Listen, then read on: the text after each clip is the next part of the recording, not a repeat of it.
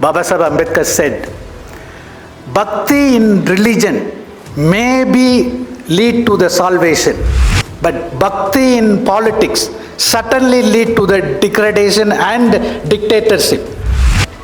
That is what is happening today.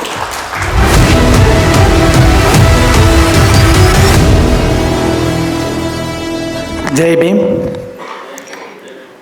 When I say Jai Bhim, I remembering Rohit Vimala. Because I started saying Jai Bhim after reading Rohit Vimala's suicide note. So, before that, it's not habitual to say Jai Bhim regularly. But after Rohit Vimala's suicide note made me to follow even in academic, because Jai Bhim means nothing but let's dark go away, light come in. At the outset, I thank the organizer, Dr. B.R. Ambedkar's Research and Extension, and also Rangayana, and other co-organizer, and my friend Professor Somsegar, and also Madam Nandini, whom they have contacted me in the last minute, 1 week before. So my paper is not completed, it is in the process. Any limitation in my paper, please bear with me. So I will try to do as much as possible comprehensive presentation of my idea that Baba Sahib Ambedkar's perception of democracy and interface. I don't know where I should start. Anyway, how many of us know how our democracy is born in 1947? Any idea? If you read Perry Anderson's Indian Ideology, 2012, chapter 3, Perry Anderson starts, in Indian democracy, the chapter 3 starts with the following.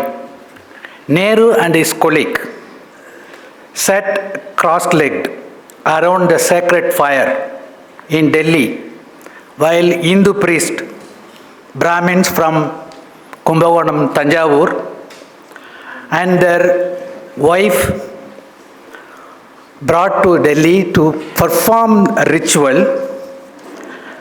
When the priests are chanting a mantra, the wives are putting a ceremony and tilak foreheads of the leaders.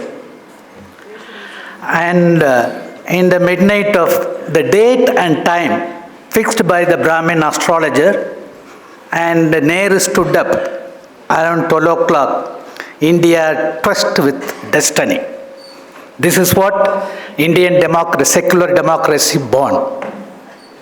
This is a history. Why I say this? Because the democracy for perception, Ambedkar perception is not a form of government alone, form of governance.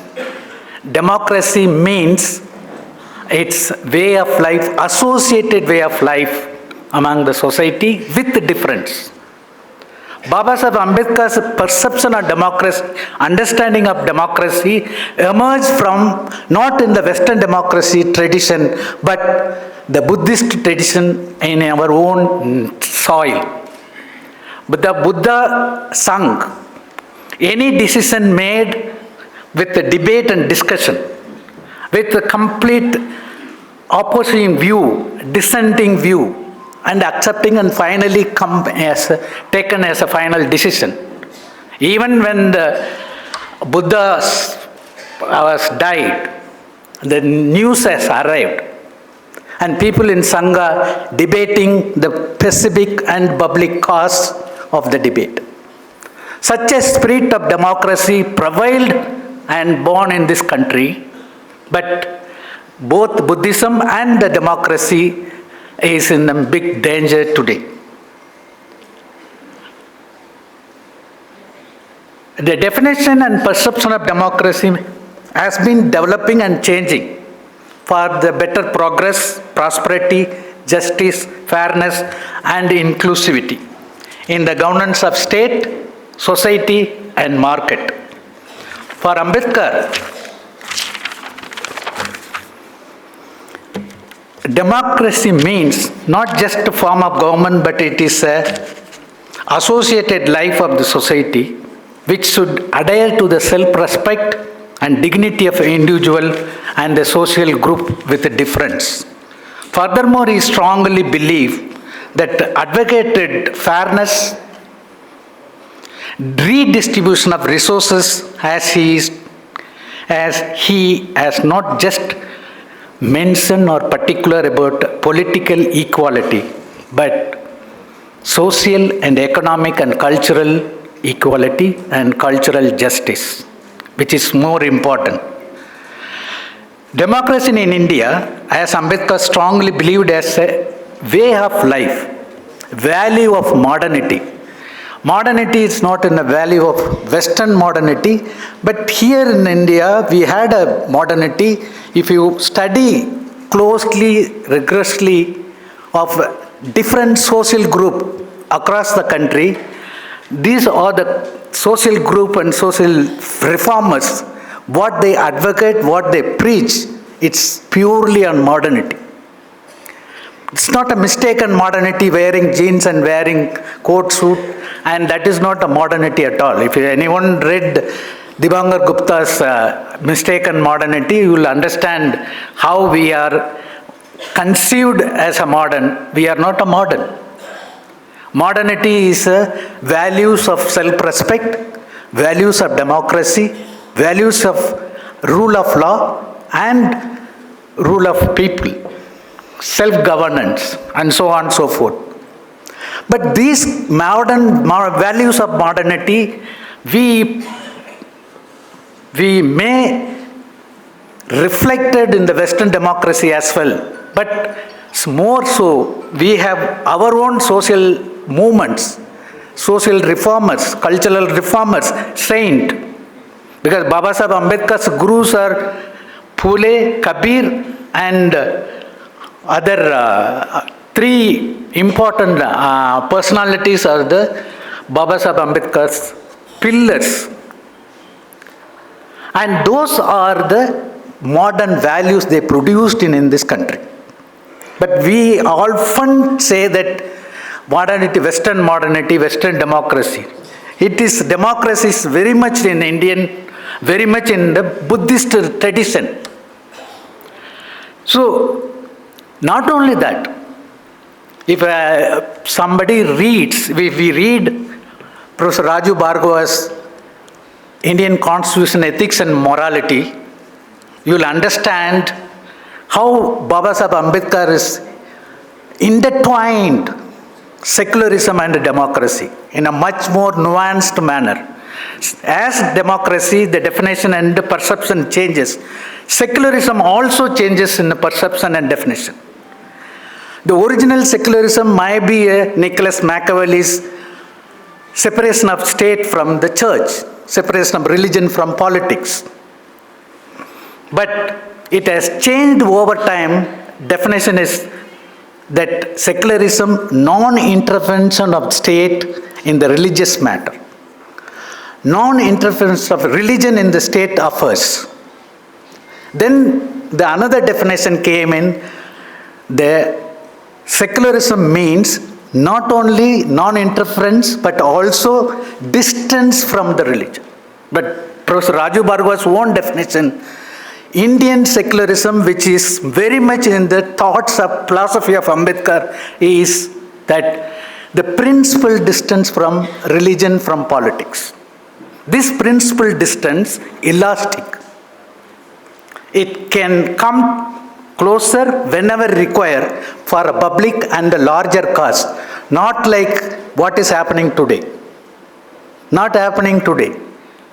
But Raju Bhargava's definition of secularism, in Indian secularism, which is very much unique and very much completely different from Western notion of secularism. Indian secularism, because Baba Sahib Ambedkar's democratic perception and thought, we may get it from not only one places, unlike a Western theoretician, Western political theory, they will do a concept with a complete theorization of one concept. But Baba Sahib Ambedkar's theoretical understanding will get it from different places. It's located in enormous manner, but if you read those things, particularly Indian Constitution and also state and minorities and other essays of Baba Sahib Ambedkar, will get it. What is Indian democracy and secularism? So simultaneously, Baba Sahib Ambedkar's secularism means, democracy and secularism means that it addresses the dominance of interreligion and intra-religion. It is not between the religion, it also within the religion, intra-religious dominance. How? Because the intra-religious dominance, we will have a abolition of untouchability, abolition of dowry, and widow remarriage, and women's property right, and so on and so forth. It is very much in the intra-religious dominance, because male caste system in India, it is a same coin both sides, untouchability and discrimination and the patriarchy and male dominance. Only Baba Sahib Ambedkar was simultaneously addressing these things. Not only that, Baba Sahib Ambedkar's secularism addresses both simultaneously. How? Group protection and individual protection. Safeguarding the individual rights, safeguarding the group rights. How? Because if you see, because nowadays people will say that Indian secularism, appeasement of minority, appeasement of X and Y. No. It is a protection and provision. Because when the democracy is a fundamental duty of democracy to protect the minority, protect the underprivileged, safeguard the underprivileged. That is a fundamental duty of democracy and secularism. So, Baba Sahib Ambedkar's secular and democracy principle is simultaneously addressing group as well as the individual. Suppose a Christian boy studying in a Hindu management school, or Hindu boy studying in a Christian management school. The school cannot dictate him or force him to attend the prayer, either Hindu or Christian. His rights are protected. At the same time, minority as a minority, they will have a right to manage their own institution in accordance to the Constitution. So these are a very nuanced way of Baba Sahib Ambedkar's secular democratic perception and practice is done. Because the Indian Constitution is not merely a document. It is a living document in an entire world never ever seen. Luckily, our Prime Minister Modi brought CAA. Until unless, even preamble was not taught in the universities and the colleges.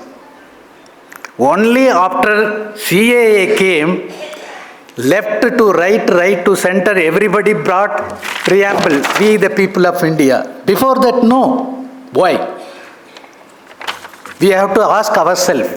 That is why I started with how the democracy, Indian democracy born, with Perry Anderson's quote. So, we have to critically understand and critically look at Indian democratic, secular democracy in a very positive manner. Despite original constitution did not have the secular and socialist. It doesn't mean that Baba Sahib Ambedkar do not know secular or socialism. Baba Sahib Ambedkar's principle, economic principle, is mixed economy. It's not completely a state or a public sector or public owned economic progress. He strongly believed mixed economy. Private and economy is required for a growth of the prosperity of the nation. But which sectors should be privatized? At what extent? And what are the regulatory mechanism? But we have lost it today. Private sector was completely, because I will come to later, because he has warned 5 important warnings he given in order to sustain the democracy in the last his speech.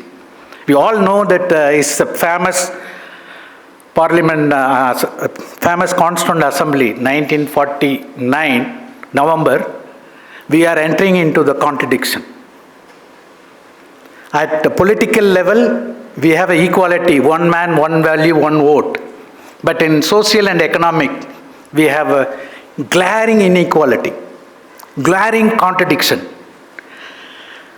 As soon as possible, we will come out of this contradiction, this glaring inequality in social and economy, the democracy will survive. Otherwise, even political equality will be destroyed. Therefore, we have to reconsider, because one of the major warning that Baba Sahib Ambedkar given in the Constituent Assembly was there should not be any glaring inequality, economic inequality. First, today, after 1990, after deregulation of economy, people call it as an economic reform. I won't call it as an economic reform. It is a deregulation of Indian economic system. After deregulation of economic system, what happened? The rich becoming richer and poor becoming poorer. Public sector, almost 90% of public sector declare sick industry and they are privatizing. What was going in Delhi, what is going in Chennai or Bangalore might be same. But Tamil Nadu is definitely, what is happening in Delhi, same thing happening in what Modi does in Delhi, our Chief Minister M.K. Stalin is doing in Tamil Nadu. Everything privatized, including sanitary worker. Essential service should not be privatized, but the Tamil Nadu government privatizing. This is not the way the democracy should function. This is not the way the welfare state should function. This is not the way pursued the Constituent Assembly and the makers of the Constitution wanted it. Okay, privatization required. Liberalization, globalization, we cannot get away with. We have to do something, but with certain regulations. Deregulation of complete economic process is a detrimental, it's dangerous. First warning Baba Sahib Ambedkar has given. There should not be any glaring inequality in economy. Second warning, there should not be any tyranny of majoritarianism. Majoritarianism not only between religion, but also political majority and social majority. Because today, this political majority and religious majority is ruling the roast. Unless until we address this, understand and address squarely, we will be in peril. We will be in big danger. Third, there should not be any partiality of treatment by the administration, governance. Because I am wearing coat and suit and having educated and entering into office, I will be treated. I will be offered a chair. But somebody come from village wearing a dhoti and like Gandhi was having a half naked, he should be treated respectively. The Constitution gives equality to all. The administration should treat equal human being as a equal. But that is why Baba Sahib Ambedkar, if this is not happen, the common people may be one day, the silence cannot be taken as a granted. Yeah, fine. And third one is very important, which is also very present today. That is, there should not be any hero worship or a personality cult. My entire thesis, PhD is on personality cult. Baba Sahib Ambedkar said, Bhakti in religion may be lead to the salvation, but Bhakti in politics certainly lead to the degradation and dictatorship. That is what is happening today. There should not be any personality cult or hero-heroine worship. And final, fifth warning, which Baba Sahib Ambedkar said, there should be a adherence to the constitutional morality, not public morality. Constitutional morality means adhere to the rule of law, not rule of culture. Today, rule of culture is taken over by the rule of law. We should not adhere to the rule of culture, but we should adhere to the rule of law and the constitution. And constitutional morality is to protect the constitution and protect the people for the betterment. All the pillars today, because executive taken over by executive overriding the judiciary and legislature. The fourth pillar supposed to be watchdog, the press and media. Today, they are propaganda machinery of the executive. Most of them, not all.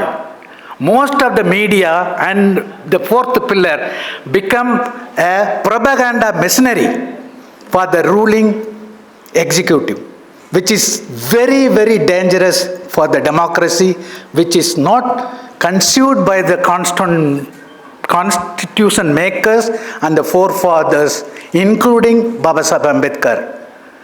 Baba Sahib Ambedkar was very clearly given this 5 warning, and we are yet to realize the interface between economy and the politics. Lack of time, I am not going to elaborate. If you have a time, please read Deepak Nair's EPW article in the 15th year of Indian independence, 1998 or 99. He wrote a special article on interface between politics, political democracy and economic development.